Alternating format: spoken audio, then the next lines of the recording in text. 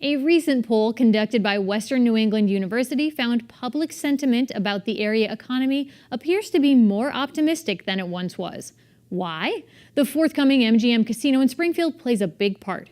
I spoke with the director of the Polling Institute at Western New England University, Tim Vercellotti, about that newly reported optimism, the changing attitude toward the casino, and more.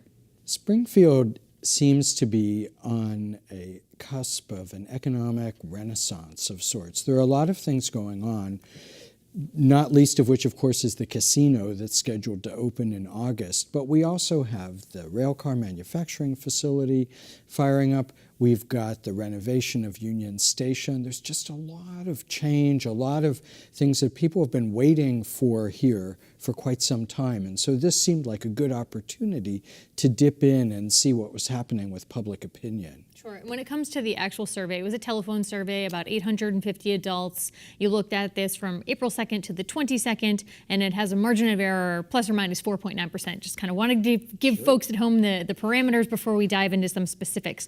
For you, what stood out as the most surprising result among the questions that you polled on? So we had done a survey about the quality of life in Springfield in 2010, and some of the questions we repeated from that survey. It's a nice, bookend for folks. Absolutely. And what we found was that optimism was up. Looking to the future, people felt more confident. People thought the economy would be improving in the near future, in the next 5 years. And just a general perception that the quality of life in Springfield was excellent or good. We had more than half the sample saying that. That was about a 12-point increase. It was 56% this time around, 44% in 2010. So even before these big economic changes and the potential benefits they might bring, people are feeling good about Springfield. I'll have you toss on your political science professor hat for a second, if you don't mind.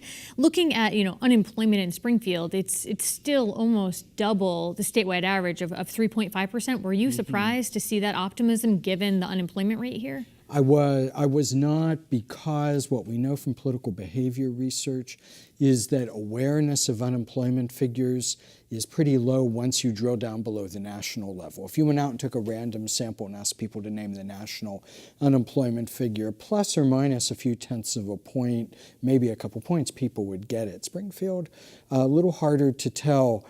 So I think people make those judgments more on what's happening in their personal lives and what they see as they drive around the city. And so that informs the opinion they're expressing. And to your point, what they're seeing right now is a lot of construction, especially going on downtown relative to the casino. And as I was reading through the polling results, really interesting connection that was found among people who supported the casino and those who didn't, and the way that impacted whether or not they were optimistic when you look at the future, right? That's right, yep. So we asked people, do you think Springfield's economy will get better, worse, or stay about the same in the next 5 years? Overall, about 59% said somewhat or much better. But when you break it out by casino supporters and opponents, 67% of casino supporters say much or somewhat better, only 40% of casino opponents. And not to get too into the tall grass here, but when you do a statistical test, are these relationships, what is the likelihood they're just due to random chance? The likelihood's very small. These are statistically significant differences in economic optimism based on whether you support the casino or you don't. Now, looking at that, the optimism that's pegged to that, does that then cause concern for you, again, as the political scientist, thinking people are pegging too much hope to one specific piece of what's happening here in the city? Well, it puts a lot of pressure on the casino project because people expect to see results. They expect to see an improvement in the quality of life here.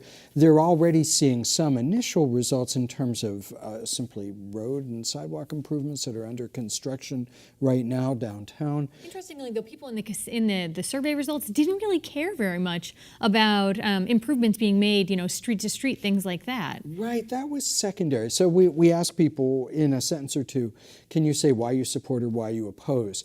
And the most frequent answer given for why people support was jobs, economic development, economic revitalization, followed by increased tax revenue for the city of Springfield. A little further down were road improvements and public safety improvements in terms of support there. When we asked the opponents, the overall, the most common answer, about 40% of opponents said crime. They're concerned that crime would spike up. Another 12-14% said increased traffic downtown. Those are the two standouts among that. I'm going to take you back. The state of Massachusetts approved casinos in 2011. It feels like much longer ago than that because we've been talking about casinos in this region for so long. But then you look at your survey results, and then 61% of residents back the casino project, as we said. 26% are opposed. What did that look like in 2011? Oh, a good question. So, of course, statewide, generally speaking, a majority have always supported casinos. But when you ask them, well, how about one in your community?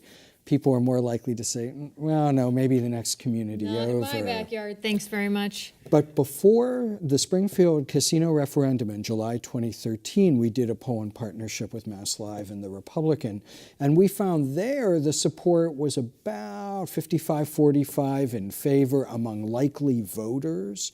And so it's hard to compare likely voters in a summer election, which is a pretty small group, to a general population survey. But we know the casino itself passed with about 58% of the vote and about 42% opposed. In our survey, 29% were opposed.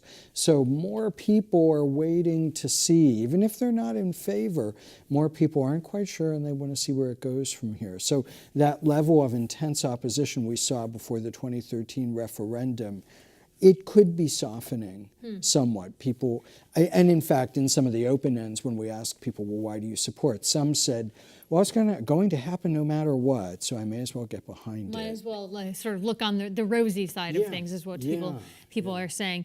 Springfield as a place to live. You also looked at this, and you have that comparative analysis. The percent giving a positive rating increased with age. So what you found in your survey results, 62% of residents ages 65 and older described the city as a place that's either excellent or good as a place to live, compared to 53% of those in the 18 to 39 bracket. And we know that this region has a problem at keeping young people here. Do you peg that sort of lack of optimism to maybe one of the reasons that they decide not to stay? Oh, it's a chicken and egg question. It could also be that people who are feeling less positive about Springfield exit as well, and the folks who stick around do so because they like where they live, they like the city, or they've become accustomed to it and forgiven it for whatever shortcomings it might have and focus on its strengths instead. So it's a tricky question to look at one point in time. It'd be much easier if we could track people over time and see how their thinking changes the longer they live here. Sure. Speaking of change, the most important problem facing Springfield today, again, crime, as it was when you asked previously. But there could be sort of argument cause for good news among that information, right? Because there was a slight change. There sure was, yeah. It was at about 60% saying crime or public safety in 2010. It was down to about 40% in 2018. But then emerging in the second place was the opioid crisis, and that wasn't even on the radar when we talked to people. 14% this time around. 14%, and it really didn't register back in 2010. If those were the early days, I suppose, and it just wasn't on people's radar the way it is now. Great. Well, Tim, I appreciate you coming in and explaining the ins and outs of this information. Happy to do it.